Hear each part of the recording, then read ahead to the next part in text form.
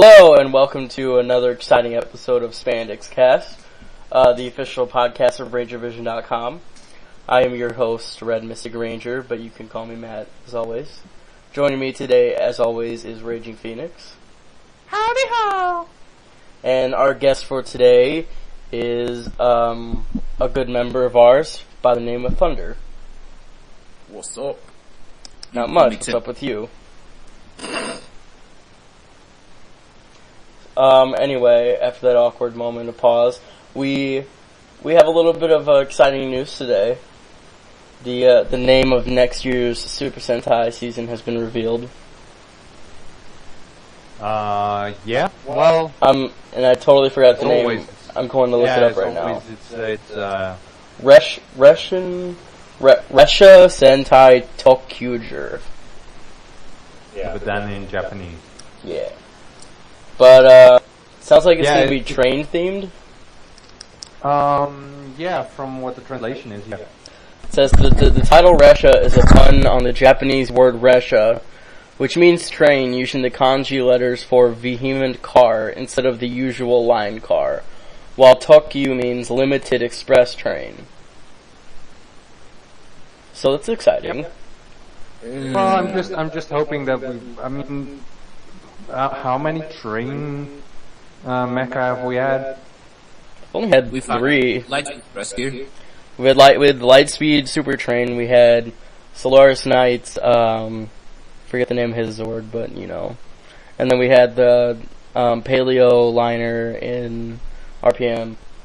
What about an Operation? Yeah, right, but they're all bulky and not very inspiring, especially the one from Lightspeed. And well, I hope that if this is indeed the case, that they actually find some kind of mecha that does look good. Yeah. What were you saying, Thunder? I was saying that Operation Overdrive had some trains, or maybe I'm just thinking of something else. No, they didn't. Alright, but They had that big Navy ship thing. yeah. Anyway, I mean, Toei has done trains before. I mean, Kamen Rider Den-O. I mean, even though it's an entirely different approach you take to both series, I mean, they've done trains before. I love the way the Den liner looked. I love the Zero liner. Den-O is by far one of my favorite series of Kamen Rider, so I'd love to see how they take trains and put it in this Sentai setting. I have a feeling. Yeah, I think they can make beautiful trains. I just don't know if they can make train mecha that actually look good. You know, when they fold off to be a robot. I hope we get something like we did it with Go Busters or Go Launcher, where it's they have animals mixed in with the two. That would be nice, yeah. Yeah, I think that would be cool, but not like Go Sager, because nobody likes Go Sager. I like no one. Then you're wrong. Yeah, all of the wrong. No, I mean, I don't have an issue with Ghost Sager, but my opinions on Ghost Sager are, Ghost Sager is a perfectly good series. It just had a really bad crew of writers. You know I didn't like the whole shoving the environmentally friendly thing down my throat, but you know. I think I'm looking forward to it, to see where they go with it. Yeah. Hopefully they bring back a Yellow Ranger. I think actually we will see quite a few rumors over the course of the next weeks and months, because, you know, in February it's already time. Right. So yeah, I think that this is kind of the high season for rumors regarding Sentai starting, actually. Because we did have a couple of rumors a few weeks ago. One of them was that it was going to be rescue based, which I'm kind of really disappointed that that's not true. I've been waiting a while for another rescue themed Sentai. I don't know, the ones that have been, I didn't like very much. I mean, is Bokenju considered rescue? I would say so with Silver Ranger's mecha. Yeah, okay, so that one was okay, but Go-Go 5 I didn't like. And even the RVR Turbo. Oh, I love the rescue, swords and mecha. I think it's, I don't know, there's just something charming about it. Especially. Who knows? Hopefully, maybe the year after next one. We can always hope. Yeah. So, anything else on the new Sentai series? Nope. You guys excited? Well, yeah, I am. But, on the other hand, that means Kyoryuger is ending. Right. And nobody wants that, ever. But that does segue us into our next section of this podcast. Instead of reviewing the Kyoryuger episodes that we've been backlogged on, we're going to do a Kyoryuger retrospective. Just kind of an overview of the series as a whole so far and what we think. So, who wants to start? Oh, let's first say why we're doing this. I did say why we're doing this, homie. No, but the thing is that we actually are now part of Ranger Vision, and we did record our first episode as being as such, but yeah, that recording didn't go very well. We had some technical issues and we couldn't actually use the recording that we made. So this is actually our first at where we are part of Ranger Vision. Actually of their production or whatever you want to call it. Anyway, we're the official podcast of Ranger Vision now. And that's why we actually also want to welcome the new guests and people who are watching, or listening rather, and hope they have a good time. And it's a guaranteed good time. And speak of the devil. Sorry. So yeah, the idea is that we're gonna review the season up to episode 27, I believe. Was it 27? I thought up to episode 30. Oh, okay, that's fine too. But before we do that, let's welcome our special guest, Go Say Awesome, aka Question. What's up, fans of Pop? Whoa! Fans We had of Power Ranger? Now we had a discussion about this. That's right, I hate fans of Power Rangers. Yeah, that's what I'm talking about. Anyway, welcome, so, yay! In case I haven't told you, which I don't think I have, we're doing instead of reviewing episodes of Kyoryuger today, we're gonna do a retrospective of it. What we think so far. Kyoryuger is awesome. Retrospective over. Well, it's quite accurate. I like to think I'm very, I'm not very, what do you call it, verbose? Yeah, I can agree with that. And Kyoryu hasn't let me down so far yet, so who wants to start? Have you guys not started yet? Well, we want to start on the retrospective. Right. Someone else should start. Well, what I really liked was with the start of the season was that you could actually see that every one of the Kyoryuger had their own episode at the start. The first 5 episodes that kind of revealed them and got a bit of their background down. Right. I did like that too. I liked how it focused on them coming together as a team. Indeed, and every episode it was focused on one of the guys, but it also, revealed them to King. Yeah, because that's cool. I think at first King didn't even know his teammates, if I recall correctly. No, he didn't know them until they all started revealing themselves to him. Yeah. So that also took a little bit of a slower approach to the start, which meant it was a little less filler prone. Right. And it also introduced the new Zords, Mecha, whatever you want to call them. Yeah, that is something that still bugs me, is that the core 5 Kyoryuger don't have a combination that has all 5 in them. They will soon. Baragigas. What I really liked about Kyoryuger, and especially the team itself, especially the spread that they have throughout the season. You know, the leader is a 20-year-old. I mean, by some stretches, by most cultures, he's a very young man, just young man. But he's leading someone who's 32 years old, who's lived his life. He's leading a high school student. He's leading some guy, a sexy rich lady. Exactly. He's leading such a diverse group of people, and the fact that which means that he has these qualities that he has been endowed as a character, which are so interesting to explore, how he can keep this diverse group of people together and focused in a situation as high pressure as this. I mean, of course it's a children's show, but you know what I mean, fate of the world, all that blah blah blah, high pressure situation. Right. Yeah, and what's also interesting is that even though the season seems to focus a lot on Kyoryuger Red, it still explores the backgrounds of the others and doesn't ignore them. Yeah, because I mean, like, we got to meet their families in their first episodes, at least the ones who have families right now. Because, like, Kyoryu Black, he doesn't have a family, but we met his friend who was killed by Igaron. Well, I don't know whether they don't have families if we haven't met them, but at least they're not. Well, I mean, like, we've met alive at the moment. We met Blue's family, his sister and his niece that he takes care of. We haven't met Amy's parents. They've been spoken of, but we've only met her butler.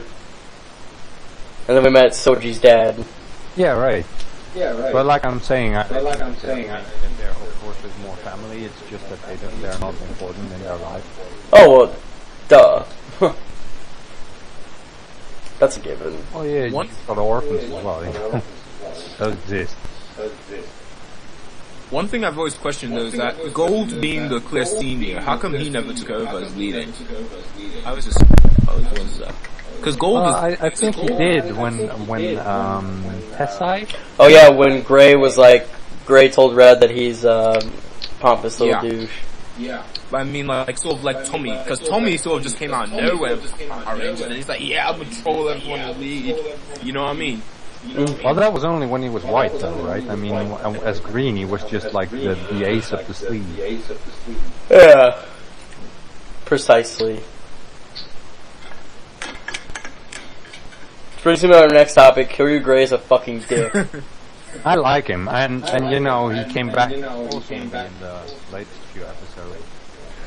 Yeah, let's talk about the Spirit Rangers. We have Ramirez. We have Gray. Don't even remember his name because he's that big of a dick. Whatever. And then we have the beautiful Yayoi. Yeah, and her granddad. Although she's not really a Spirit Ranger, yeah, she is. but... She counts. Yeah. Check your hormone. Okay. Well, yeah, they announced themselves as Spirit Rangers when, in one of the latest episodes when they had to protect, Torin, who was turned into stone. Oh, that's right.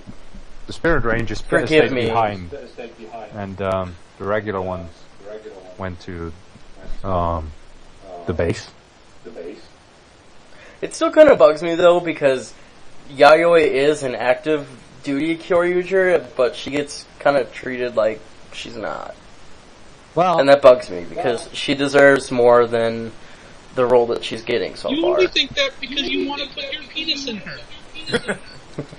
this is true, but... No! That's not the only reason. I mean, I don't hear you complaining they're not using Ramirez enough, and Ramirez is clearly the best Spirit Ranger. Yeah, but exactly, he's a Spirit Ranger, he's dead. Yeah, and he's still out there looking for more of the Voltosaurs. Ramirez the best. Death is not stopping him from doing work. You mean Death is not stopping him from being fat? If he was doing work, he would have lost some weight already. What's wrong with being fat, motherfucker? Yeah, shut your hormone. You got two fat dudes here. No, nothing against you guys, but I mean, Ramirez is like, I mean, I just wasn't impressed with this performance. Maybe it was the fact that it sounded like he didn't even try to learn Japanese. I mean, that's an issue with the actor, not the character. I think yeah. Well, first of all, it fits because he's clearly not of, I mean, his actor is of some Japanese descent. It's clearly supposed to not be his first language. He's clearly supposed to be from some kind of Spanish area. Well, but Which, so it makes sense that he doesn't know fluent Japanese. But it's not fluent. It always sounded like he rehearsed the sounds he was supposed to make and then just put them out there. But although I must admit that again, in the recent episodes, it sounds a lot better. Yeah, he has improved. But I mean, his name is Ramirez, and that doesn't necessitate him being Spanish. He could be Pacific Islander, because Spanish did have territories there. Well, you get what I mean. I said some sort of Spanish. Maybe he's... Yeah, I do feel it weird though, because he comes across as an American, and yet, I mean, a Caucasian American, basically. Well, because the actor is a Japanese Canadian. Yeah, exactly. So he comes across as like... Ramirez speaks a little Japanese, but not very well, and he wants to make the cute Asian Pink Ranger his waifu. He's obviously a Pink Ranger. Fair enough.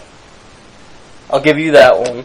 I mean... but yeah, I cringed, especially in the first episodes, I really cringed at how he was pronouncing things, because I mean, I don't know, Japanese, to me it sounded like he was just rehearsing and reproducing sound. My favorite line of his, I think it was his first episode, "Thank you, lady." What the The best thing he ever did was in the episode where the monster was drinking his. He just popped in, ice cream. a piece of ice cream, and just yeah, I was looking for Voltosaurus. Came to give you some of his ice cream. Hi. And then he almost died. Rude. But yeah, then we got... Scale of 1 to 10, how good did the ice cream look, though? Even though Matt hates him, he was awesome. Tessa. No, I still stand by my reasoning why he's a dick. Why? Because he tells Daigo that he's too strong to lead the team or something along those lines. You mean too No, heavy? basically I think that the reason he puts him off the team is because he can't learn. Or because he has no weaknesses or whatever. That's the dumbest fucking reason to kick someone off the team. No, it's not. Yes, I mean, the thing is that, remember, Tessai was the first Kyoryuger. The first, ever. Yeah, sorry, my computer's bad thing. Anyway, he was the first Kyoryuger ever. And because of that, he holds every single other Kyoryuger to specific standard. Now, having the title of a leader of something that you had to establish the precedent of, means that you expect them to maintain that standard. So he holds King to an entirely different standard than the rest of the Rangers. Have we established that? But that's bullshit. Oh my god, you're too perfect to lead my perfect team. Yeah. I mean, it's stupid, but I understand where he's coming from. Thank you, it is stupid. Imagine you just made your own country, and you are the first president of your country. Now, every other president, you want them to follow in your footsteps, and if they aren't as good as you believe you are, which stems from his arrogance, I do believe he's an arrogant dude, but that's Thank you! That's all I'm trying to get across. You can't blame him for trying to hold King to a higher standard. If anything, I would encourage that if he just wasn't less himself. You know what I mean? Well, first of all, he's fucking dead. So he shouldn't even have a say in this. Second of all, giant douche. All I'm saying. I find it racist that you feel that people have no right to opinion. Well, in the 2000 American election, we got a lot of those dead people voting. So. Yeah, exactly. No, we but in America do give the dead people a lot of rights. Yeah, but that's called voter fraud. You say voter fraud, I say awesome. But what I feel is that he really, the reason that he feels that Daigo is an issue is because he is not learning he's teaching all these other rangers something. And what's wrong with that? Can't learn, what's wrong? Well, it's an issue because when they find a monster that can't... If you're hiring a professor for your university and Stephen Hawking applies, are you going to say, no, we don't want to hire you because you know too much physics? No, it's not because he can't be taught, it's because he can't learn, or at least he hasn't proven he can learn. So that's an issue. When you encounter a monster that is stronger than you, the other rangers show the capability of becoming better and eventually defeating him. While while Daigo never showed that he could improve, because he was already at a level that, he wasn't challenged by the trial. So he couldn't show that he could learn, so he would be a liability if there's a monster that's stronger than him. But that goes back to the point where he did defeat that trial. The other Rangers, he only used one of the beast batteries on all of them. On Daigo, he used all 4 of them. And he fucking aced it with flying colors. You're telling me you don't want someone like that to lead your team? Well, he's good while that is the level, but the others, they showed that they can learn, so their curve is basically going up. You remember that episode where it was one of Uchi's first episodes, and Daigo solved the problem of falling asleep by having his Gabu revolver bite him in the ass? He was learning how to overcome this enemy. But that is not something that he saw. Yes, it is. What? He solved how to not fall fucking asleep. Was Tessai around for that? I don't think so. I mean, No, I think that's the issue. Then we can agree that Tessai was objectively wrong. And an asshole. Which makes Matt right. thank you. As much as I don't want to encourage his ego, because, like me. Well, like I said, I think that, maybe he judged it too fast and stuff like that, but I do feel like he has a point. Thunder, you were saying something? Yeah, I just want to say that I understand where both of you are coming from, but the whole thing is just like Tessai himself, as the leader and all of that, he wants to, not that he wants to establish that they can learn, but he wants to establish that they haven't reached their potential. Because what use is a leader with a growing team that's already maxed out his potential? Now again, this is He can teach. This is Tessai's, let me finish. This is Tessai's fault for not properly establishing that King can still improve. This is Tessai's fault in his test. I mean, his tests weren't flawless. But again, we have to remember that Tessai was coming from the point of, he wasn't completely objective, but he was more objective than the rest of us, and he has not seen these guys in years. He has not seen the progression of the villains, the progression of the ability, so... Exactly. So who the fuck is he to judge them and tell Daigo, sorry, you're off the team, bro? He's the first one! He's the precedent! Well, then instead of just judging them, he should try to get all the information and then judge them, instead of coming in all half-assed. I love that this is the hot button issue. I'm just gonna say that. Well, I think the point... Tessai's an asshole, and I hate. It's like watching myself be a Yeah, you get the fuck out. I'll give you that one. Just change my name to Tessai Awesome.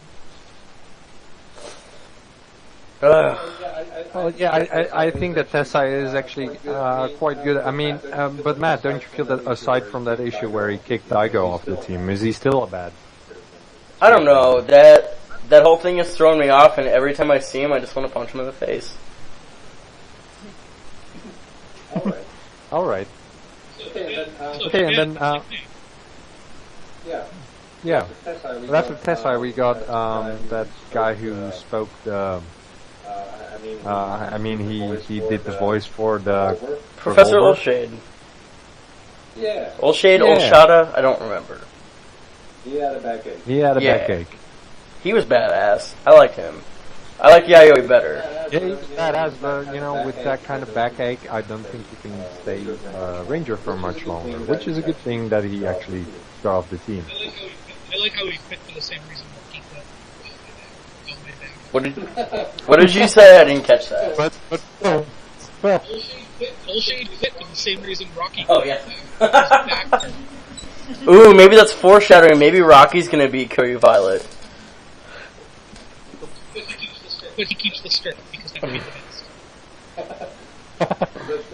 But what I did notice was in, I don't know which episode it was in the one where Kyoryu Red Carnival was first introduced, where basically the whole team, except for Daigo, is fighting the enemies. And then Daigo shows up, and he is still trying to figure out how he can do that all unmorphed, and then Yayoi comes in, and she just unmorphed, kicks the enemy's ass, while explaining to Daigo how to use Carnival mode. And it's like, well, that basically means that Yayoi is better than all 5 the rest of the Kyoryuger. Right, and she doesn't get the respect that she deserves because they like don't include her on the main team. I do feel like she kind of hangs out with Amy a lot. They're biffles. yeah, exactly. Yeah, exactly. So it's They're kind of frenemies though too, because they both kind of want Daigo's dick. I don't know whether Amy does. I mean, she seems to be Oh, she more does. attached to. Because when the episode where Yayoi was introduced, she had that whole thing dedicated to Daigo, and you saw Amy getting real mad at it. Adam. I think our next debate topic should be how much better than Yayoi Amy actually. I'm gonna go with very. Whoa, did you just say Amy's better than Yayoi? I did. In fact, I will say it again. Amy is better than Ugh. Yayoi. I do agree. See, but one of them created Kyoryu Red Carnival and the other didn't. Yeah, but one of them can untie knots with her feet and the other can't. Does that mean that Billy is the best Power Ranger ever? But, yes, because he won Ranger Vision's Ultimate Ranger Tournament. Oh yeah, obviously that's scientific and not at all stupid. Anyway, point for Yayoi. Her fucking Zord is a rocket ship plesiosaur.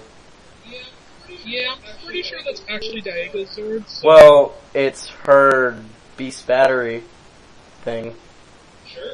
Sure, she got a beast battery and no sword. Point for him. But wait, how are you guys defining this? Are you defining it based on just her combat skills in the field? Are you defining this as outside traits that they can also bring into the field? I am defining it as Amy is guys... objectively better no matter what form of measurement it is. By the way, do you guys realize that Plesio is basically a love-related rocket with a battery inside? Basically, but saying Amy is better than Yayoi, this is also coming from the guy who thinks Forza is like the greatest thing ever. Exactly. That is also rough. Thank you for giving me precedent for how very Okay. rough I am. You keep thinking that, buddy. Honestly, Forza is not even my favorite Kamen Rider. It's close, but it's no double. What's your favorite? Double. He just said. Oh, double. But, so what do you guys think of the direction that they're taking Torin in right now? Well, that was interesting, but I feel that that's over now. I don't think so. I don't think we've seen everything. Thinking that. I don't know. I don't know. I felt that when he turned into stone and was basically dead, I kind of felt like, they were going to leave that way for at least a few episodes, and in that space they would introduce whoever is Kyoryu Silver, I think it is, for Bragigas. AKA Daigo's dad, obviously. Yeah, probably Daigo's dad, and make him be the mentor for a little while, because, that fit, especially with Ramirez and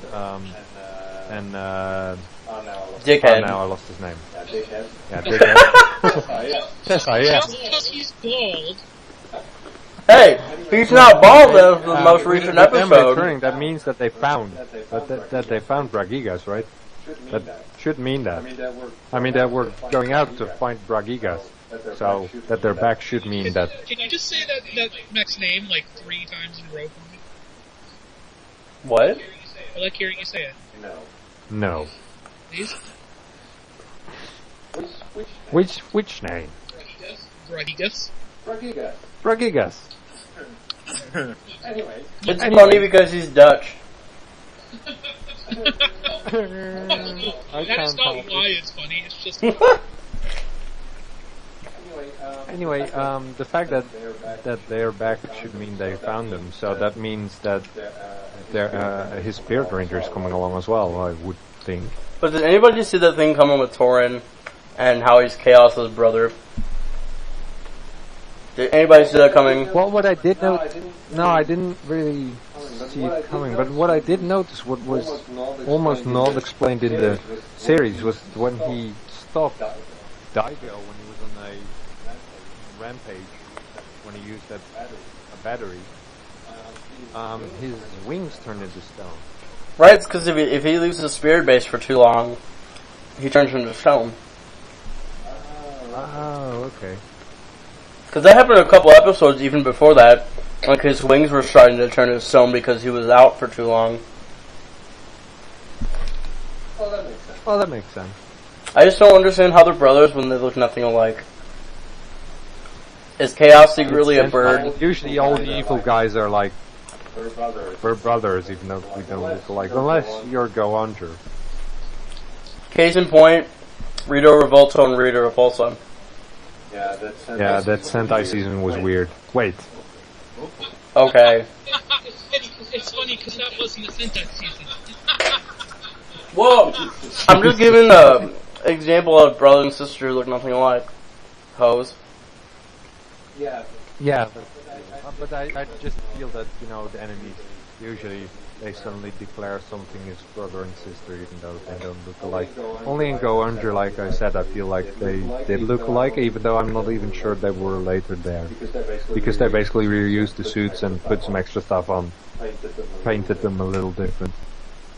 Speaking of the episode where Daigo kind of turns into a Tyrannosaurus Rex, who else hopes that they really adapt that into the American version? Yeah, that's not gonna happen.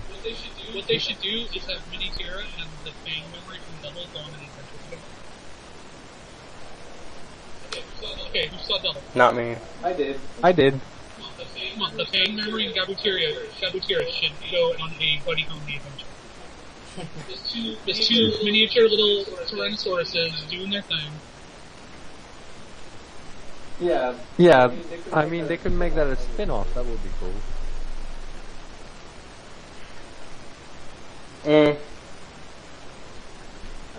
I hear no. I don't know because I've never seen Kamen Rider except a couple episodes of Forza. Blasphemy. That's why you're wrong. In Amber. Okay. You keep thinking that. I was actually right about that. You are always wrong. You are always wrong. Okay.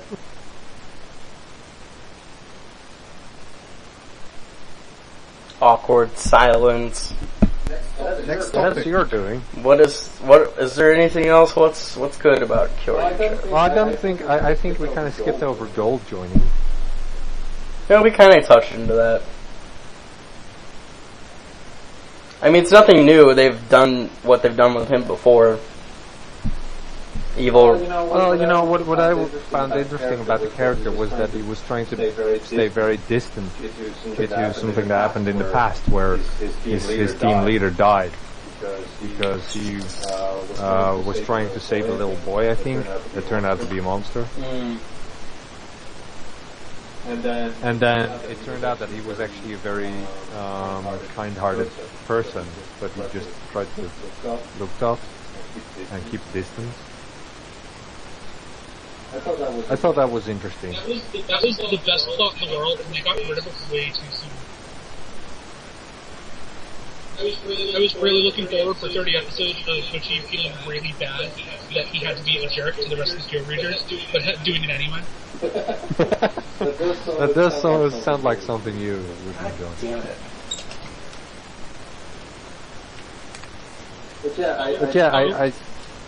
But even though, this again was one of those plots that, it didn't just last one episode or something. They did keep it in for a little while.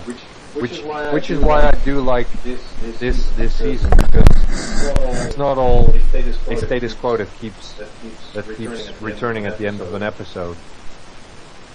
And not the kind of stuff like, I suddenly have fear of heights this episode, and next episode it'll be gone. Trini. By the way, was totally robbed in that Ranger Vision contest. Yeah. Sorry. I am though, I just said it. Would I lie to you? You're wrong. Apparently he would.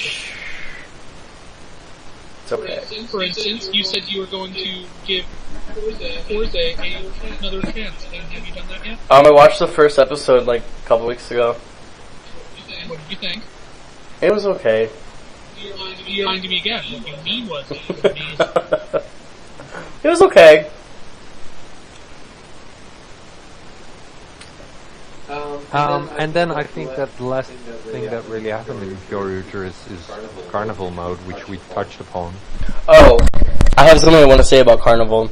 Does anybody notice how the design on his boots, when he's in Carnival mode, looks exactly like Green Ranger's boots?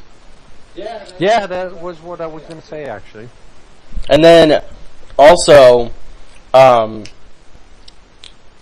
design of the suit in Carnival it reminds me of Super Dino mode from Abba Ranger and Dino Thunder.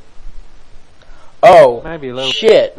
I totally What- forgot to mention this, but apparently, Kyoryuger versus Zyuranger is in the works. Oh yeah, I heard about Oh that. yeah, I heard about And then they're also trying to get Opera Ranger in there too. That that would would be awesome, especially if Abba Ranger is in Oh there. yeah. Aberkiller. If he comes back, that'd be sick. Yeah, Because but that would be the second time he's back, even though he's dead. Or maybe third. Hey, Uri and this Abba series. Killer should be Spirit Rangers. Yeah, that could work. It just if they do get back to Opera Rangers and the Jew Rangers, it's gonna if they want to adapt this into an American thing, it's gonna be kind of hard to explain why Tommy's in two different suits. No, really. They have the green guy they left in the past. Oh fuck him! You said it'd be hard to explain. Now it's easy to explain. Shut the fuck up. Don't tell me what to do. I just did. But no. We'll already have to explain the Legend for anyway. Right. So they'll just use the same explanation. So, God damn it. That's debatable, but okay. Yeah, the debate What is if- how big a genius am I? Very big or amazingly big? No, but I really hope if this happens, they do adapt it into American because I would cry. Then you know what? I hope they adapt it too because I would like to see you cry. Also, did you just say adapted into American? Because that sounds like you don't know your language. You know what I fucking mean. Question. How do you explain Tommy in 3 suits simultaneously? How do you explain that? I could explain 2. 4 if we count, no, he's got 5. No. Green Ranger, White Ranger, Red Turbo, Red Zeo, and Don't Dino. count Turbo. TJ's Turbo. I'm sorry, what the fuck did you just say? Don't count Turbo? Get the hell out of this shit. No, what I mean is that TJ's in his Turbo suit. So Yeah, but then TJ is also in the Blue Space Ranger suit. But I mean, they have Checkmate. a Robot Ranger. They have Robot Ranger that they can bring back, so that's already dealt with. If they build one Robot Ranger, why can't they build 4 Tommy Rangers? Why can't they clone Tommy 4 times? Why can't they have the Samurai Rangers make the clones with the thing that they did in that one episode that Emma Decker rolls No, but I mean, making more robots of Tommy would be useless. Those had a function. They were meant to be, was it KO-35 or Eltar? They were meant to be a police force. They were sending So the it's Turbo like Rangers to Eltar. the Robot Rangers. Same, you know what I meant. I'm confused why that means it doesn't work. Because why would you just need build 4 2? Why do you need 4 Tommies? Because we don't have time to build a million Tommies, so we'll take what we can get. We can just make 200 robots and stick them all in all the suits, and then have that battlefield and just make like a terrace or something next to it where all the Rangers can lounge. I think we should get 5 Tommy robots, and then have them all morph together into a Tommy magazine, Yes. right? Yeah. Why are we not funding this? I really have Yeah, Kendra it's back. really great that this isn't getting kickstarted, but the gritty and PR band hormones. Yeah, we don't talk about that on here. Wait, did you hear about Tommy though? Did you hear about Tommy? There's an adult MF Green Ranger film in the works. By in the works, do you mean he wants to? Oh crap! What did he just talk about? By in the works, I mean that he's discussing with Saban. They haven't really gone anything out yet, but they're discussing it. They're having talks about it, serious talks. I don't think it's gonna happen. Oh, is that a Tommy only movie? It's not going to be a Tommy only, but it's going to be an adult MMPR, so there might be other people. And Somehow it's they so can be convinced. redundant because Power Rangers isn't supposed to be for adults. That there was also a movie up in the air that was just about the Green Ranger. Yeah, you heard about that. I'm so sick and tired of these people trying to make these dark and gritty Power Ranger movies when Power Rangers isn't supposed to be dark and gritty. It's supposed to be fun and lighthearted and extra cheesy. What's wrong with dark and gritty? I enjoy my occasional dark and gritty. Because it's like Time trying. Force is actually one of my favorite seasons. I love. Yeah, Time Force is a little bit dark, but it's not like grim dark. It's pretty grim. RPM got really dark. That sounds like a evil villain. Isn't it a villain in some? You're thinking of Grim Lord from VR Troopers. Anyway, What about, I feel like, you know, I have some land in Florida I'd like to sell you. but I feel that a gritty Power Rangers, maybe it shouldn't be Power Rangers per se, but I do feel that, you know, a lot of people in the fandom are like, well, you know, I do like the idea of Power Rangers, but the problem is that it's way too cheerful and kiddie and stuff like that. Then stop watching Power Rangers. Right. Yeah, but there's no replacement for something that is similar but not as kiddie. Literally any Sentai. Well, yeah, then you go to Sentai, but, you know, if you want something American... I mean, I can't think of anyone who stopped watching Power Rangers on the basis of this is way too fun, as opposed to I'm watching fucking Power Rangers. Do I want to watch Kimberly wear half her shirt? Do I want to put my penis inside a real girl?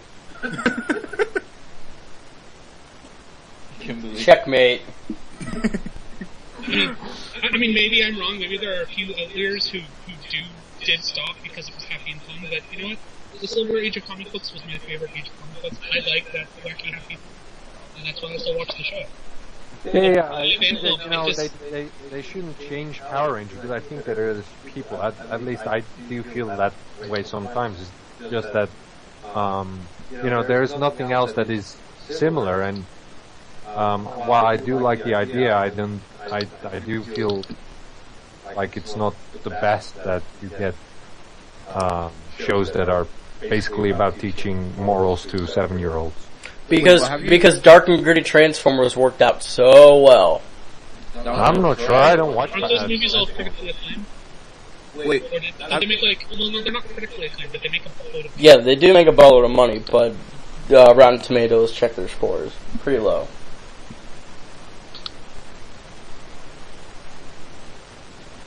So yeah. I mean, but have you guys seen Chuck? Have you guys seen Chuck, the show Chuck? I love that show. Yeah, if you guys have seen that, Up until the exactly. That show had a nearly perfect balance of dark and gritty and comedy. I mean, they could add comedy to the most. I don't see why Power Rangers can't have that. Have dark and gritty, but still happy and weird and comedic.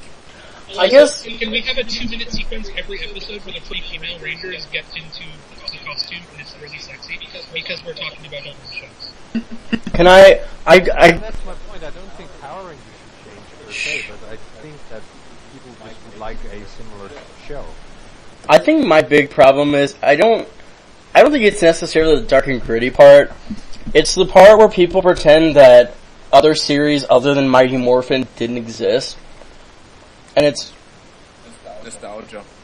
I get that, but there's other seasons out there that are better than Mighty Morphin. And it's like people ignore them because they weren't the first to come. Well, to be honest, if Mighty Morphin wouldn't be the first, I think most people would say that it's quite terrible. Exactly. Morphin stinks. I mean, it's not a bad season by any stretch of the imagination, but it definitely has a lot of... It has its flaws, definitely. Yeah. Except Mystic Force. Mystic Force was perfect. Yeah, I love that episode about Nick. We believe in magic. Oh my gosh, I don't have powers because I don't believe in magic, even though it's right in front of my eyes. Oh my god. Even though he's a fucking To be wizard. fair, that was rehashing Lightspeed Rescue and that mom didn't. Yeah? Lightspeed Rescue is just stupid too. Ooh. Remember the team up when they go to Let's Go? Oh. And they're like, That's what you just said. I said, Lightspeed Rescue is so hilarious.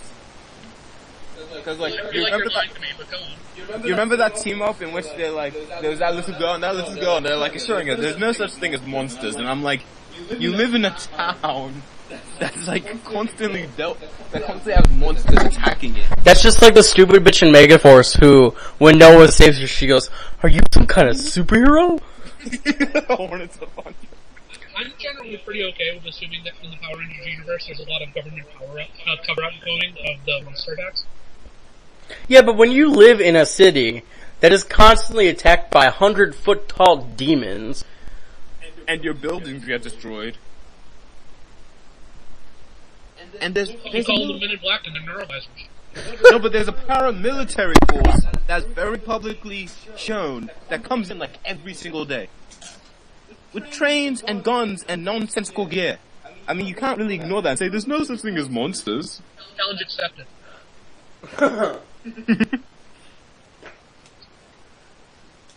boy, There, I just ignored it. I'm exhausted. I get the Wait. law. But I mean, you guys understand what I'm saying, right? Yeah. Wow, this is some great Kyoryuger discussion we got going on here. I think my favorite part was how you said no talking about the fan film, and then we proceeded to talk about the fan film. Yeah.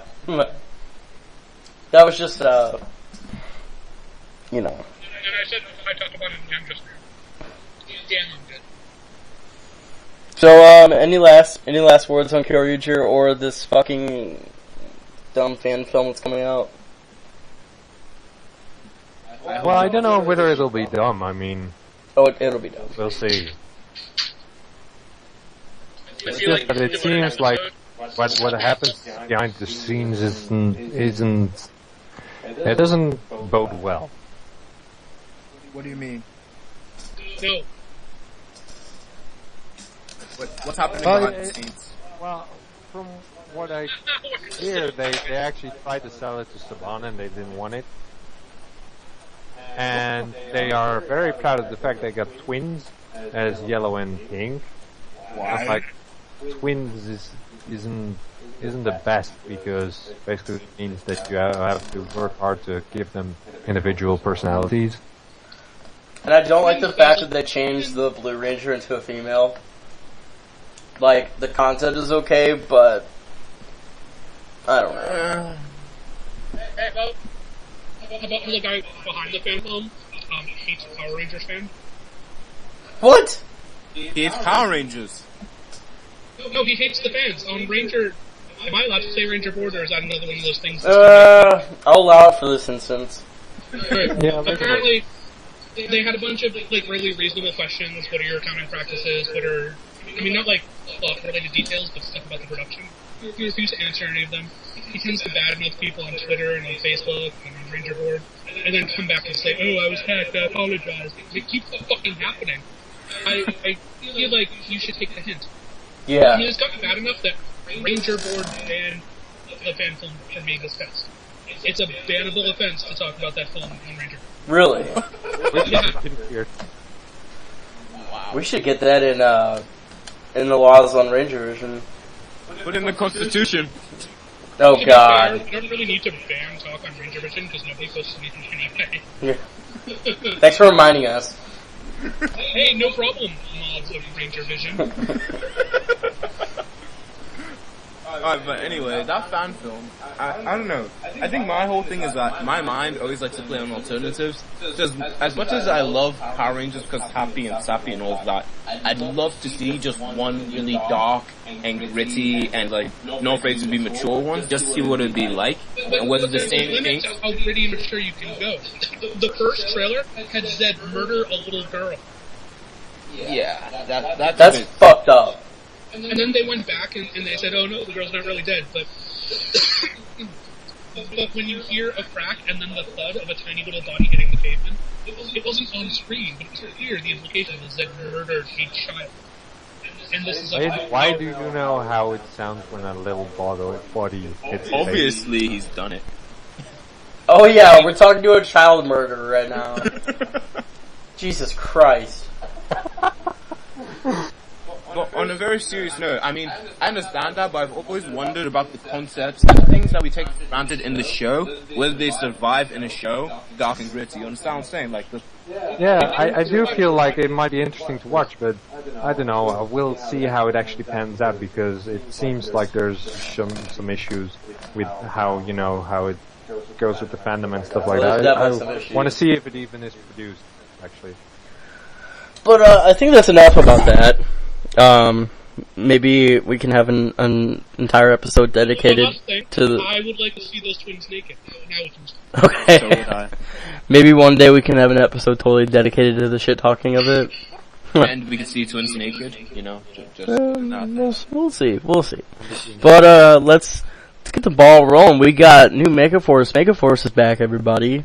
3 cheers. 3 cheers for Megaforce. Hip hip hooray. Was there an episode this past weekend? No, it was Nickelodeon's Worldwide Day of Play, and they just showed a message saying, we're not showing any shows today, go outside. Yeah, get some exercise, Daddy. Yeah. Because clearly that's what they do instead of just changing channels to a channel that actually showing. Right. See, everybody makes fun of them for that. I think it's because it's already starting, even if it's not really going to work. Yeah. But even I think that maybe it might even raise some awareness with parents. They said it on Nickelodeon as every morning, and so it shows that message, and they're like, yeah, actually, it would be good that my kid goes out to play sometime. It's a good concept. The way the child is being raised. It doesn't have to do with the fact that Nickelodeon's on TV. I mean, the fact that Nickelodeon's cutting their programming is a pretty bold move. I mean, to lose all that. But they do this every year, though. This has been a yearly thing for a while. So they must get money for it, because to lose that much money off of commercials? I don't know. But, Megaforce. First episode we got was Man and Machine. I hated it. It was good. Do elaborate. The thing that bugged me was how Robo Knight was acting. I mean, he was written in that episode, because what happened was first you had that shadow eating monster and he's attacking the Rangers and first Robo Knight because he was first to the scene and the Rangers come. And then Red Ranger attacks him and, I don't know, grabs him or something, and then Robo Knight is suddenly like, I have a shot, get out of the way. And it's like, well, you could have shot him before. Oh my god, I wish you were the voice of Robo Knight. Wait, I thought Robo Knight didn't give a fuck though. I thought he didn't care. Well, I think that was fixed in the last episode before the break. Yeah, he's starting to come around. But anyway, so he was like, get out of the way, and then Red Ranger gets beaten or something, and he gets away from the monster, and then all Robo Knight does is complain that he was in the way. And it's like, well, if you have a shot, you have it now. Shoot him. And he's just complaining that Red Ranger was in the way. What made me really annoyed was the line where Robo Knight's like, I'm a machine. I do not make plans. I attack. I'm like, yeah, that was the dumbest ever. All machines rely on plans and codes and all of that. A good robot. Can we talk about how hot that mom was? When I did programming on robots, it's always like, yeah, your robot has to plan how it's walking and where it's walking to, and it's like, so now you've got Robo Knight, and he says, I'm a machine, I don't plan. It's like, that's the stupidest thing you could say. But you also have to remember that he was buried underground for thousands and thousands of years, and he was even stated. Whoa! Time the fuck out. It was even stated by Gose that he's lost his fucking memory and he doesn't remember that he has to work with the Rangers. It's like saying my computer has a crash. He's not a programmer. Who the fuck cares if he doesn't know how to program? I mean, it just seems stupid that... But that doesn't mean Robo Knight knows that's how robots work. Maybe not, but planning is kind of like his basic... I mean, our brains are also wired to plan, and he is also wired to plan. It's just in his programming, so he knows he's planning. Yeah. He's planning. it's a subroutine. When you build things as complicated as that, you need subroutines. For example, battle subroutines. Robo Knight knows to grab his gun, the appropriate situation to use his sword. It's based on planning. For him to say, I don't plan, I just attack. It's like saying, I don't even think about what I'm gonna do. I just do it without thinking about it. So what we've established is the Robo Knight that has long since been established to have been damaged and have lost memories and been messed up is messed up. That's good, thank you. Good point. No, it is not that he's messed up. He's just saying something that's false. Because even if he's broken, he still plans, and he's still aware that he's planning. Obviously, he's not, because that part of him is broken too. That might make sense though, because think, as question said, he said Robo Knight doesn't know exactly how it works. That might be due to his loss of memory. So I mean, he might not know past anything that I attack in this situation. He might not know that there are plans and programs and like lists of things for him to do. I mean, you can lose your memory, but that doesn't mean that you lose the sense of what you're doing. It's a stupid line. Except when It's a stupid line. humans think, it's because of neurons firing off in your brain. That doesn't mean you actively realize all of those neurons are firing off. No, but he doesn't realize how his planning is working. He just realizes he's planning. I mean, you're realizing when you're planning. Can we talk about how hot that mom was? What the? The mom with the little kid who she got frozen. Is that all you think? Because about? it's so shadow. Oh, man, I want to put my penis in every girl in this episode. Well, I'm just saying she was I think pretty. the unsung heroes of this episode were the man buying the hot dog and the man selling the hot dog. That was great. It was well done. I really liked the guy with the construction worker. He was fighting with his accent, but I mean, it came out clear enough. So I'll be like, okay, you could pass for an American, a horribly accented American, but you could pass for one. Yeah, It's like all the little kids they bring on set who cannot hide their New Zealand accents at all. I don't even get it. Why are they trying to like get them to hide it? I mean, America is a pretty diverse place. You want to get them to be in America. There's no issue having variation in accents. They want all of their guest stars to be as unobtrusively white as possible. That's why you never see black guest stars. What the fuck did you say, Vaughn? What did you say about black? You never see a black guest star because they want all of their guest stars to be as unobtrusively white as possible. Well, then that's just like when they were casting for Megaforce and they had that black actress, I believe her name was Sundai Love. They told her that she was great, but they had already casted a black guy for the role, and they can't have two black people on the team. Yeah, I remember about that. That came out really racist. Yeah, no, she was pissed. And I would be too. But then I saw someone else comment, like, guaranteed they'll have more than one white person on the team.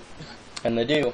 Guaranteed. Christina Masterson is even as that black guy, I would be like, what did you say? Christina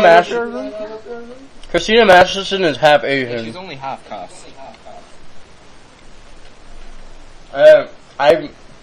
It doesn't matter. It matters how she looks, right? I mean, that. I don't know about Asim Reese, but I would bet that he's not full Indian.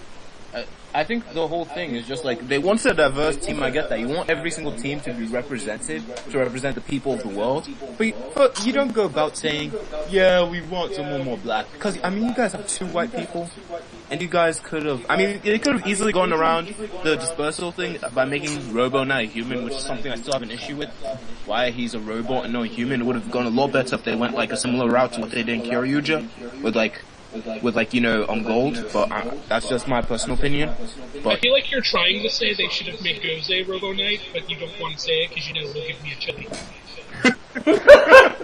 I just really wanted Robo Knight to be human, and when I watched Goseija, I'm like, he's my favorite character in Goseija. Everyone else could have gone to shit, but him, he was like awesome. I'm like, if they made him human, he would have been so much more. They would have. Wait, you're complaining about how many white people there are on the team, but there are 5 humans on the team already. They're doing something different. Well, it might have been interesting if it was a human, but then again, that would mean that, you know, you've got a human upside down doing the split to form the helmet of a Megazord. She could have been a gymnast. I mean, in Mystic Force, they became their Zords. It's not that hard to explain. Right. Yeah, but I think a better thing would have been Goze is a giant sticky head on the wall, transfers his consciousness into a robot, and kicks ass as Goze Knight. Alright, that actually would be awesome. They could have kept the name even. Jesus Christ, Saban. Why did you just hire me? I'm sorry, but I think Tensu Knight would have been much more badass than Gosei Knight. No, Tensu should have been Go-Kai Silver. Oh, I could get down on that. Gosei Knight and Tensu Silver. Fuck yeah. You know what I noticed though? This episode, there's a lot more of red and pink. They were shipping the crap out of the two. Oh yeah, I definitely think they're trying to hint that there's something between them. Because they did that even in, what was it? It was the episode, Stranger Ranger. Yeah, that's true, but... They were kind of, every time they're at the juice bar, they're kind of flirting with each other a little bit. Well, the thing is that I don't think it works because Troy is still this unemotional guy. And so she's kind of hitting on him, and then he's like, oh, I don't care. But that goes back to the conversation that I had with you earlier. I'm tired, I guess I'm not tired, it's annoying to see people talk about how Troy has no emotion, when that's supposed to be his character. He's supposed to be this stoic, fucking, I can't even think of words. He's supposed to be this unemotional, I got nothing. You know what I mean? We had this conversation earlier. Yeah, I mean, I get that you feel that he's supposed to be that way, but why would a girl be interested in that? You noticed that Gia was like... Yeah, Gia was hitting on him too.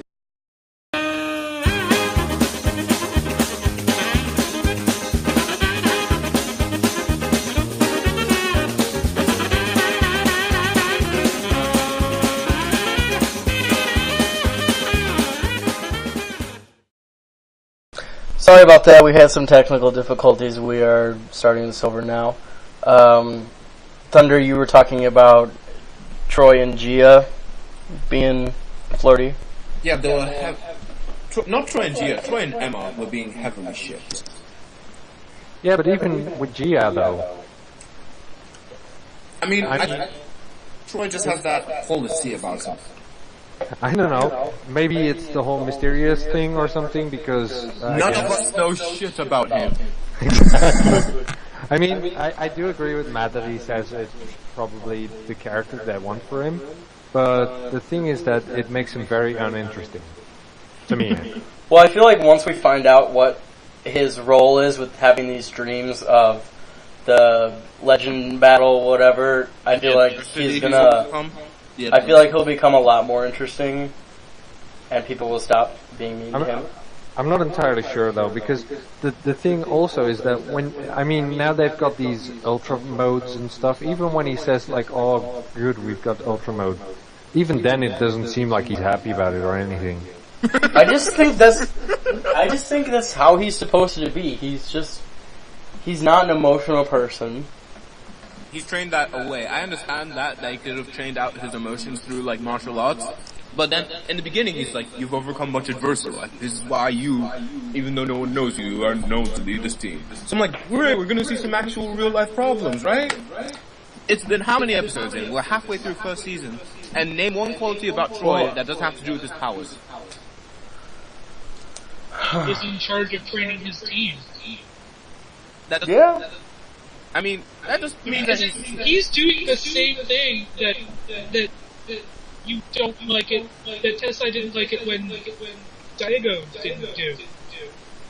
He's teaching them, he's learning, he was the one to identify Reed Fox's weakness, the super speed one from the episode I can't bother to remember the name of, because he's a Mega Force character, he's not Kozai.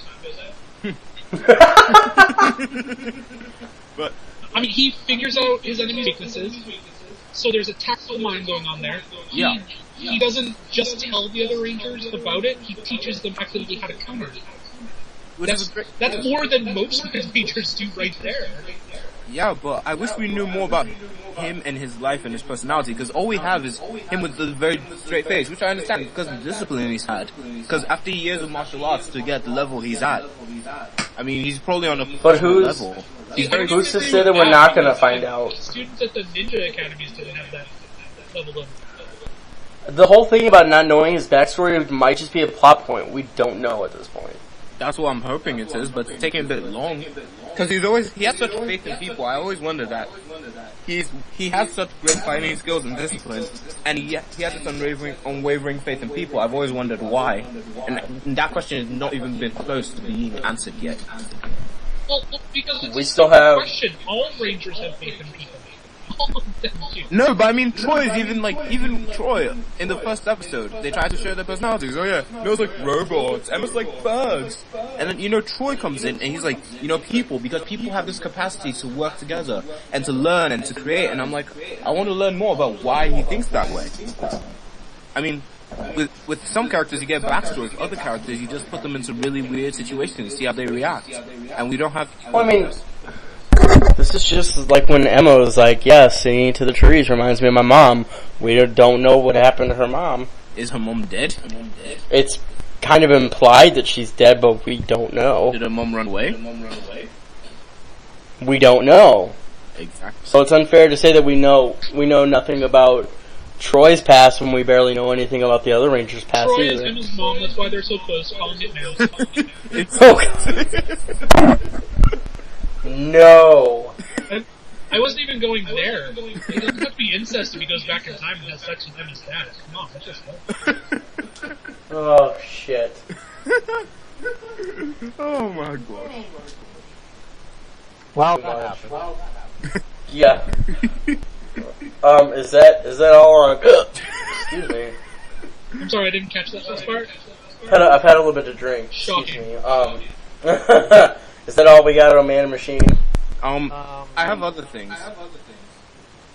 Well, Man and Machine or on the next one? On Man and Machine, I like Vrak. I like Vrak because Vrak is a very pragmatic villain, and I enjoy that about him. When he goes to the guy, he's like, don't waste your time playing with the Rangers. Defeat them. Other people have been defeated by underestimating them. He knows exactly how to put other people in line of fire without putting himself in directly, which is a quality I love about Vrak as a villain. Oh, that does remind me of something that also bothered me, is how, it was all about eating shadows and stuff, yet that didn't play out very well, because, first of all, when they all hid under the tree, he destroys the tree, and I was like, well, we're all focusing on the shadow, so I was watching the shadow, and as you would expect, the shade of the tree didn't disappear. and then later on in the episode, they decide they want to beat him, and they had a plan. And first, Robo Knight didn't want to play along, but still, they were there with a plan. And I think it was Overcast. While before, when it was Overcast, that guy just said, "Well, no sun anymore. I'm leaving." And now it was like, "Well, we're just going to continue fighting, so you can beat me." No, the Overcast thing, I think it was because of the abilities that they used. That even though he dispelled it and brought the sun back, it still changed the weather enough to have it be Overcast. Yeah, maybe, but later on, even, after that, it actually was just Overcast. You couldn't see shadows. I mean, that was not something they did. Later on, that was actually Overcast. You want to weigh in? Oh. I felt that it wasn't well done. And then another thing, I mean, this animal apparently feeds on shadows, and it seems like he's really hungry for them, yet he lives underwater. Forget that.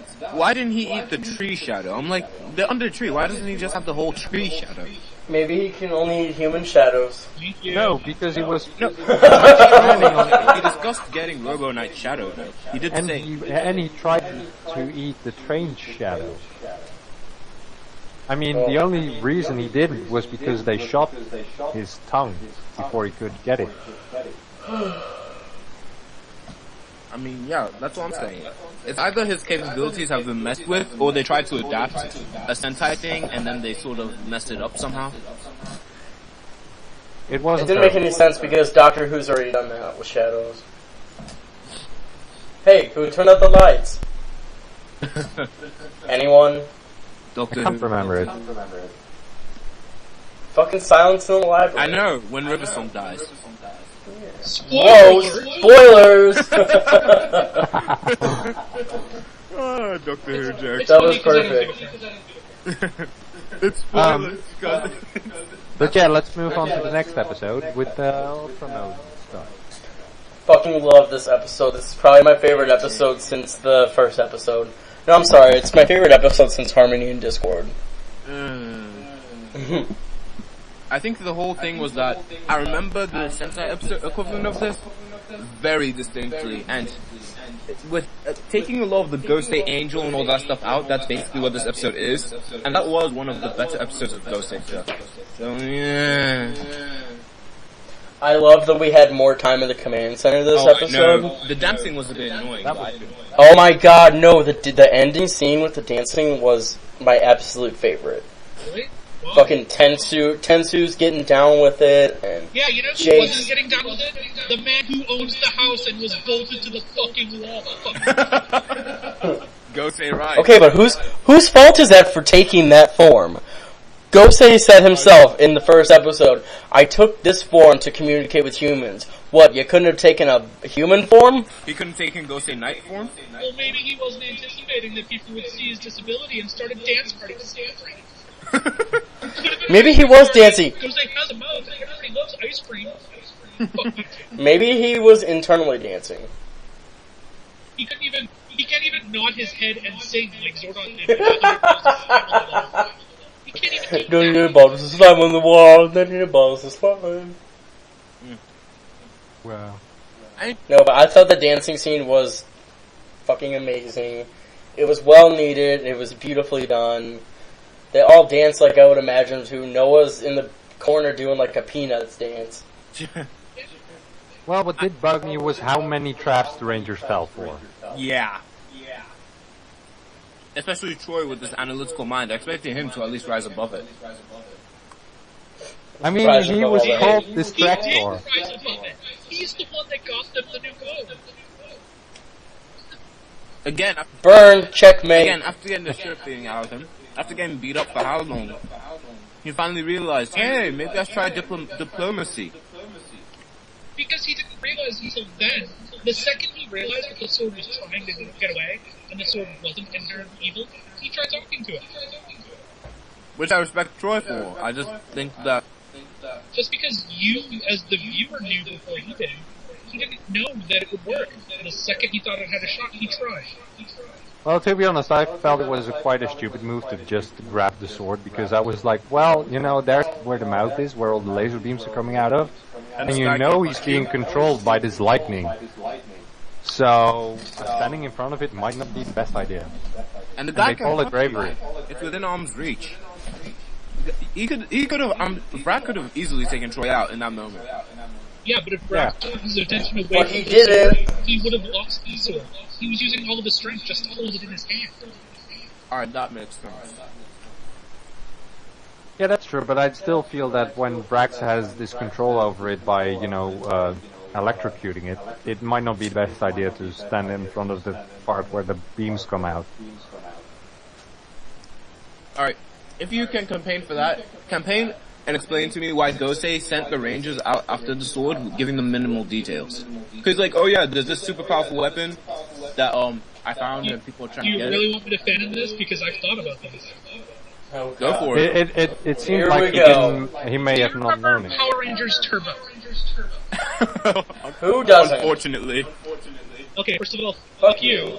Second of all, do you remember how Dimitri's entire thing was she asked leading questions to the Rangers to try to get them to think for themselves? Yeah. That's what Gosei's doing. He's trying to get the Rangers to be self-sufficient without him needing to hand-feed them every little bit of information. Like Zordon did with the Mighty Morphin. And he's already... No, Zordon sucked at it. That's why the Turbo Rangers needed that kick to the balls Dimitri gave them.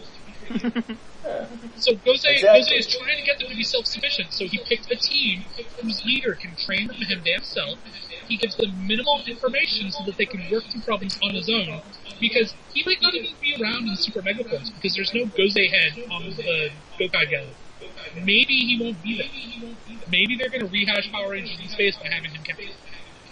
I doubt that's going to happen, but it would be awesome. I would like to see that, or maybe he gets destroyed. So not that I want him to die, but you know what I mean. If It would be good for... well done, I'd be alright with it. I don't want him to die just because there's some sentiment. Right. But But still, back to the episode. But that's why he does what he does. That's why he sends them out with minimal information. That's why he has them go out and physically search instead of searching the world for the caves before the next chapter. Alright, He wants them to be self-sufficient. Alright, and something else besides self-sufficiency, the whole conflict of the episode could have been avoided if they teleported instead of walking to the point where the thing was. It's been established that they don't teleport anymore. They only teleported in the first episode to give a throwback to Mighty Morphin. That's it. There's no more teleportation. But you have the capability and you're just not using it. Is it just... No, they don't have it. The Rangers don't have the capability. Gosei had the capability to teleport them. And maybe it has a cooldown. But to be fair, they probably didn't also expect what's-his-face, Brack, to be just sitting in a forest on Earth randomly talking about bugs. Yeah. Right. So if I wanted to fanmake it, I would think that maybe the power of the sword was somehow preventing teleporters from working that close to it. I don't remember if that is the logical supposition, but it's a possibility. Yeah, that's quite a possibility. But I just feel like, first you've got Distractor, who is The called best name for the world, Distractor. first of all. He Terrible name announces for monster, he's though. called Distractor. Then he says, "I'm gonna destroy you." And they don't catch on that they're just being held up. Would you? Someone's attacking the city you're meant to defend. I think the last thing on your mind is, oh my gosh, I'm being distracted. First thing on their mind is, let's clear the city. Right. It's a matter of self-preservation instinct taking over. But then they clearly notice that he's not being hit yet, pretends that he's very much hit, and then he's still called Distractor. I mean, it just seems like... One word for you, Treacheron. Treacheron was not treacherous. In fact, he was the opposite. Well, but he was called Treacheron. It's not as close to, treachery as... Did Treacheron want to capture the lights of Orion for himself instead of giving them to the guy I know's not named Sextopus? I want to call him that. Scorpions. Yeah, I mean, but he was like any other villain. I mean, for villain in that season, he actually had a pretty decent sense of honor. Just like Babu. Is he a baboon? No. Wait. You know Treacheron's not Villimax, right? Villimax was the one gone. Treacheron was the white guy with the sword. No, isn't he the one who trained, what's-her-face? No, that was Villimax. Akita. What? Sorry. Villimax is the one who trained her. Treacheron is the white samurai-ish looking guy. Oh, maybe that was me messing up things in my memory. Because I swear I remember Vilmax, if that is his name, being like super honorable and like super samurai-like, and I really like that about him. But also, then it's like, well, they get to the sword and then they walk through the force field, which I assume they didn't notice broke when they walked through. And then, even though Gosei says that the sword has been put into the ground because it's so dangerous, and it should stay there, and it's trying to get out, they decide, well, you know what the best thing is to do? Pull it out of the ground. Well, what else were they going to do? I mean, they were going to look for it anyway. What else could they have done? Well, it seemed like the mission was to make sure that it stayed in the ground. No, to contain it better. They could have contained it better if they brought it with them, though. Yeah, something like that, but it seems like the only idea was, oh, cool, let's take it out of the ground. I think they were fishing for an Arthurian mythology reference. I think they were just fishing.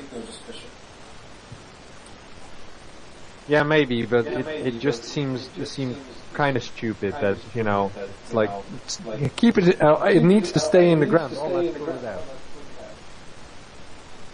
Can I just say I hate the name Wild Sword because it makes me think of Wild Force? Yeah, They should have called it the Ultra Sword. Or like something like Berserker. To be honest, I'm not fond of the Ultra as well. I mean, it's already called Mega Force. Super Ultra Mega Mode! Oh my gosh! What? Yeah, I mean, then now they've got Ultra Mode for their Mega Force form, and then later they get Super Mega Force. It seems like it's not very well named. Mode. And they already have an Ultra Gosei Megazord, right? How is their next Megazord going to be called? I thought it was Hyper. Wasn't the last one Hyper? No, that's the Ghost Agent name of it. You guys realize that every season has stupid names for things, right? Every season. No, but it seems like they were called the Power Sword and the Power Axe. What more possible generic names for those weapons have? Maybe, but it seems like the they're Red stacking Battle Sword, it I now. remember specifically hating the name of when I first started. Oh, it fights in battle. That's news for the sword. Yeah, that wasn't very good either, but they're kind of stacking it now with Mega and Super and Ultra. Yeah. They could have gone for different prefixes. I mean, I understand what it's Yeah, but the show doesn't cares. They're just names. I mean, are you going to like the show any better if they called it the Mega Orgasm Cannon? Totally. That's probably a bad example, because I would fuck it up. That would be amazeballs. I hope to then Orgasm all getting rock. fired, and then it's just a stream of I should probably not start the show.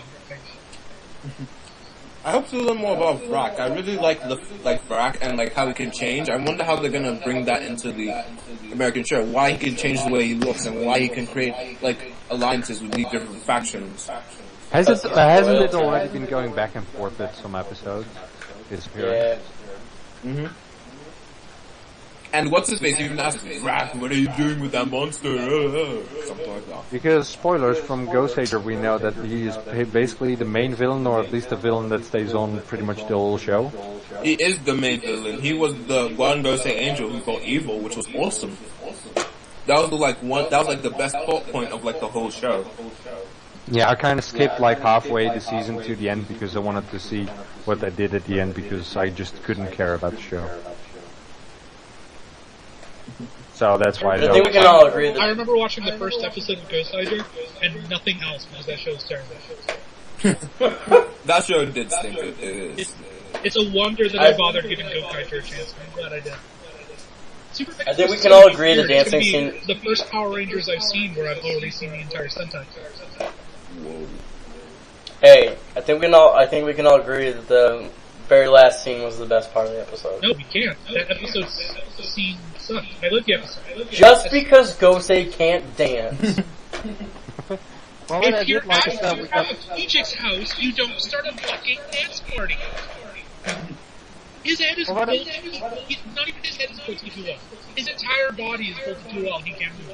And Jake said, hey, let's do a dance party so I can dance with Gia and maybe get to touch your naughty bits one day. So no, it's not gonna fucking happen, Jake. Again, whose fault is it for taking the form of a giant fucking tiki? Does that mean he actually has been hunted and is now just bothered with assumed that people are going to start dance parties at his house? Yeah, Ghosting took a form not based on aesthetics, but based on functionality. I don't think he realized that there were going to be dance parties. But still, what I did like is that we got a close-up of the key, so you kind of, it feels like they're drawing closer to that. I wish the command center was less plain. Am I the only one who gets a plain vibe from it? Like It seems kind of alright. It reminds me a bit of the power chamber or whatever it was in Zeo, because it kind of shows off previous incarnations. It reminds me more of the chamber that they did the power transfer in Turbo, because it's all kind of rocky and stuff. Rocky, Oh, I knew someone was gonna do something about that. Oh, you're the first one to think of that. No, it's because Rocky wasn't in Turbo, and I hated Rocky, so good riddance. It was kind of like an homage to him. Okay. Yeah, just because there's rocks all over the place. Oh, Christ. No, but yeah, I don't know. I do like the command center. What I did think about the dance scene was that again, Jake was not Jake. Troy was being mopey and no emotions and standing to the side. But that's his character. That's supposed to be his character. He's supposed to be this dry. Yeah, dry. It's dry. Yeah, he's dry and it's boring. And I don't know why we want to watch him. I think good things are going to come from him. I mean, it's great that I want that for a character, but it's not an interesting character. We'll see as the series progresses, won't we? Yeah, in 2 years' time, we can definitely say he was boring. Okay. 2 years. Oh, wait, why is it 2 years? Isn't it just a year? No, we get Super Mega Force It's as well. this year and then next year, But this year only has like, what, 2 months left? something like that. Well, okay, season then. I mean, when did they start? Jan. They started in February, So yeah, so probably... and Super Mega Force will probably start in February of next year as well. With another fucking 3-month hiatus. God damn you, Nickelodeon. Did we get another hiatus somewhere in this run before? No, I don't think so. We shouldn't. So You know- basically in like November or something next year we'll know whether Troy indeed was a boring bastard. You know, instead of giving us this hiatus, they should have just gone with 40 episodes per season. It's Nickelodeon's rules. Are you sure it isn't the... Well, on the other end, we don't get as many I'm films. sure it's... Do the research, it's Nickelodeon's. It's how they like to air their shit. No, I'm talking about the budget though, like they couldn't afford 40 episodes, because I mean... Saban used to do 40 episodes, but now they can't. I know, but do it's get- Nickelodeon, they don't want to do that.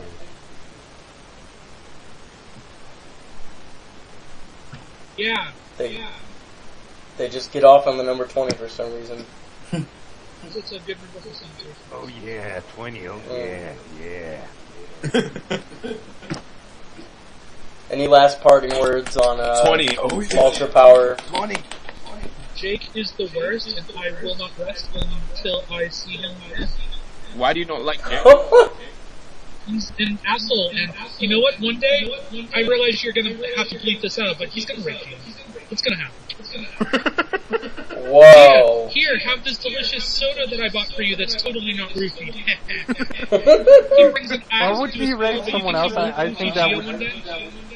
Gia doesn't drink soda, she drinks froyos. Yeah, But wouldn't and it be he like he he's- bought one in the first episode already. That ice cream from Ernie. So you know, Oh, yeah. say, hey Gia, I bought this ice cream for you. I'm totally not a date for this. And then she'll say, ha ha ha, we're not dating, but she's yeah. But They're I gonna could get see that, together. being blown up by Gia so many times, he just meets another girl later and then he's like, well, I'm not going through that all again. And then he comes with the spike soda. My issue That's is messed that Jake up. is a perfectly logical character. You just never see his logic. I mean, the one time he's like, we shouldn't trust this guy. I'm like, hey, there's a bit of logic coming out of your mouth. Are we ever gonna see that again? Nope. It's probably just that he didn't have enough lines yet in that episode. He thinks with his dick. He thinks with his dick 90% of the time, and 10% of the time that he doesn't, we've only seen because we've only had like, what, 11 episodes? Well, At least he thinks. I mean, yeah. no, you're right, 11. I mean, it makes sense. I expected someone else to be practical while Noah was all like sciencey and, you know, his head in the like clouds and stuff, while being very smart. You know, just someone to keep them grounded. That was not a pun. That was not intended to be a pun, but anyway. I mean, maybe they have parents, they could keep them grounded. No. True. Just no. Anyway, yeah, I think that's it then. Right on. Well, I guess thanks for our guests for coming today. We appreciate having both of you on. And we'd love to have you back anytime you want to come. I don't know, every time I say something you don't like, you threaten to never have me on again. Hey, you were pretty tame this episode, though, compared to the last time we tried to, you know. I have no idea to what you were referring to last episode. Mm-hmm. Yeah, you're a big Power Rangers fan. And that's not fair. If I can't almost say it, you can't almost say it. Sneaky little bastard. But, you know, follow us on all the social medias. Did we decide if we're gonna merge our social medias with Ranger Visions or not? I think we're keeping them separate because we're still called Oh. SpandexCast. Well, I was gonna post our stuff on the Ranger Vision Tumblr just because we have a shit ton more followers on Yeah, there. sure, we'll put it on there as well, but we also still have our separate things. Okay, that works. So yeah, we'll put all the links in the description so you can follow us there and have a great old time. But yeah, I think that wraps it up. Stay tuned for more awesomeness at SpandexCast. Yeah, and see you guys next time. Just peace out. Make sure to Have a subscribe to my great Twitter weekend. too. My Twitter. Those are awesome. And subscribe to mine too at Red Mystic Who. Subscribe to mine at Kazuto Rules. Or X. Okay, bye.